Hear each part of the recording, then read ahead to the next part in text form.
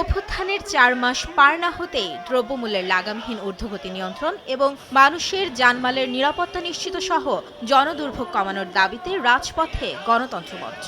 মঙ্গলবার দুপুরে রাজধানীর পল্টন মোড় থেকে প্রেস ক্লাব পর্যন্ত বিক্ষোভ মিছিল করে মোর্চাটি। এর আগে বিক্ষোভ সমাবেশে নির্বাচন সংস্কার ও গণতান্ত্রিক অভিযাত্রা পরস্পর বিরোধী নয় উল্লেখ করে বিপ্লবী ওয়ার্কার্স পার্টির সাধারণ সম্পাদক সাইফুল হক বলেন, সংস্কারের ট্যাবলেট খেয়ে মানুষের ক্ষুধা নিবারণ হবে না। মানুষের পেটে যদি ভাত জোগানো না যায়, সংস্কারের কোনো ট্যাবলেট খেয়ে মানুষের ক্ষুধা নিবারণ হবে না। আমরা দেখতে চাই আলাপ আলোচনা করে নির্বাচন কমিশনকে বার্তাটা দেবেন, যাতে নির্বাচন কমিশন 2025 সালের মধ্যে একটা অবাধ, নিরপেক্ষ, গ্রহণযোগ্য, বিশ্বাসযোগ্য, প্রতিদ্বন্দ্বিতাপূর্ণ নির্বাচন যাতে নিশ্চিত করতে চায়। ৪ মাসে জাতীয় ঐক্য তৈরির কোনো চেষ্টা করেনি অন্তর্বর্তী সরকার, এমন অভিযোগ করেন নাগরিক ঐক্যের সভাপতি মাহমুদুর রহমান মান্না।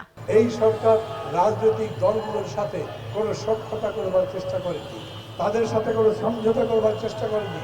আমরা আমাদের সংগ্রামের সময় তাদের কাছে বলে এসেছি, একদিন একটা বিরাট দলিল ধরিয়ে দিলেন আর তার উপরে রাজনৈতিক দলগুলোকে বক্তব্য রাখতে বললেন, তার মধ্যে দিয়ে কোনো মতেই জাতীয় ঐক্যমত্য প্রতিষ্ঠা হতে পারে না।